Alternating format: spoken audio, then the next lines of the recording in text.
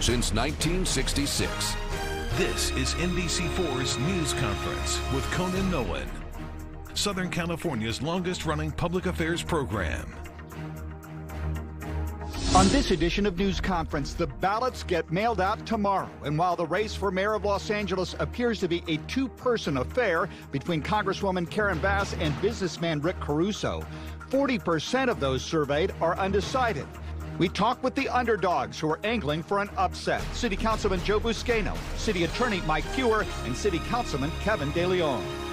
Good morning and welcome to the Tom Brokaw News Center here at Universal City. I'm Conan Nolan. If you're looking for Meet the Press with Chuck Todd, that has already aired this morning as a result of changes in our lineup today because NBC's broadcasting its first Major League Baseball game in several decades. For us, it's all about the race for mayor of Los Angeles. And while it appears to be a two-person affair, there are others convinced they can pull off an upset. One of them is Kevin De Leon, a city councilman representing downtown and Boyle Heights.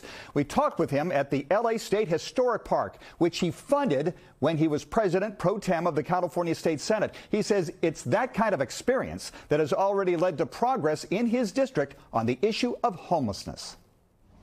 Well, let me tell you this. I've only been here a short period of time, and I understand what housing insecurity feels like. Short period as a member of the city council. Short period as a member of the city council. And that short period of time, I've housed 80% of unhoused people in northeast Los Angeles.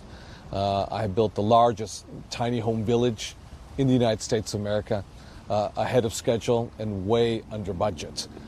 The city leaders have already adopted my visionary 25 by 25, which is a realistic plan to take 80% of unhoused neighbors off the streets of LA by the year 2025. So let me underscore one final point on this issue.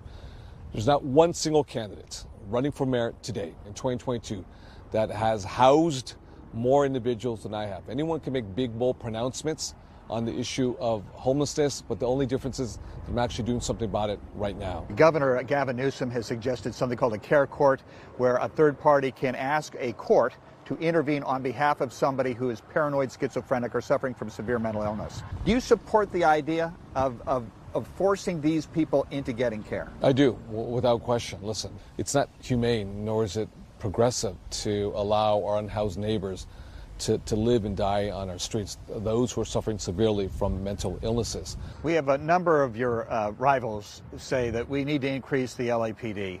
You were not on the council when they took $150 million away from the police, but you have said in interviews that you would have supported that. There's a couple things. One is that we have to make sure we can invest in communities that historically have been marginalized and vulnerable, but I think that for someone like me who grew up in a neighborhood that had its fair share of violence, I know what fear feels like. And the most important job of a mayor is to make sure that every Angelino is safe. But before you start talking about hiring thousands of more police officers, we have to get our own house in order, which means we have to utilize our resources in a much more effective manner. We can hire right now 320 more police officers because we're budgeted to hire 320. And you support that? I support it 100%. I supported that.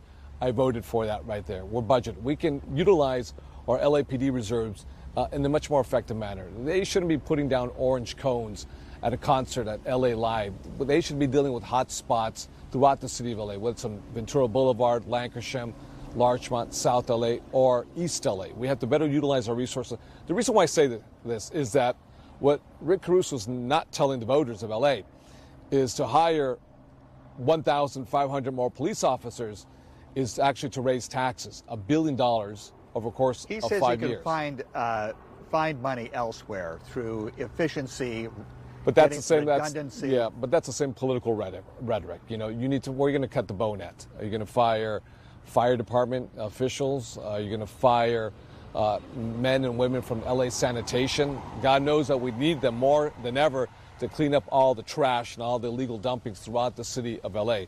That's just political rhetoric from a politician who says, understands viscerally what's happening with the issues of crime, but at the same time doesn't understand fundamentally what the budget is.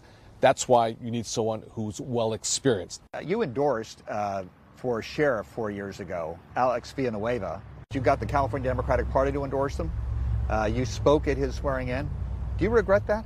Well, let me say this. I endorsed him at the time, as well as the majority of the voters of LA County endorsed him by voting for him, as well as our local Democratic Party. So there were so many folks who actually went out there publicly and endorsed him. Now, that being said, I am disappointed in some of the actions that have been committed by Do you Sheriff support Alex his reelection? I haven't made a decision yet, quite frankly. I'm looking at all the other candidates. I haven't done my fair assessment of all the candidates, but what I've been doing has been focused 100% on being the next mayor. If you were mayor, you'd be on the board, the Metro board. You end up being chair at some point. Yes. We're right next to the gold line. We are. Gas is up to $6, $7 a gallon in some cases, and yet the ridership has gone down. Why is that? It has to be clean, and it has to be safe.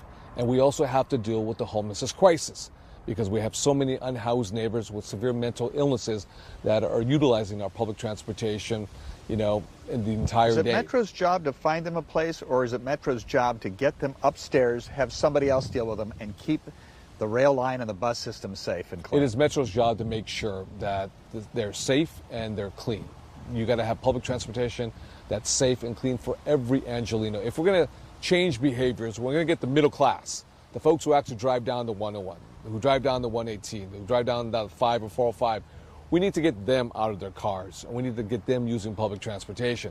But that's why being the leader of Metro, having 3 appointments, and if you have 3 appointments plus yourself, which is 4, if you engage with 3 other individuals, you actually control the Metro board. That is a majority of the Metro board votes, and we have to really supercharge, if you will, our transportation system with dedicated bus lines, electric bus line. And finally, if you were elected, what metrics should be used to gauge whether you've been successful? The issue of homelessness, there's no question about it. The issue of homelessness, like I said. Can you tell us how many people should be off the street after your first year? We have 41,000 people living on our streets today. We need to have 80% of the 41,000 off our streets by the year 2025. Permanent housing or shelter? It's a combination of all of the above, both interim, short-term tiny homes, as well as permanent homes.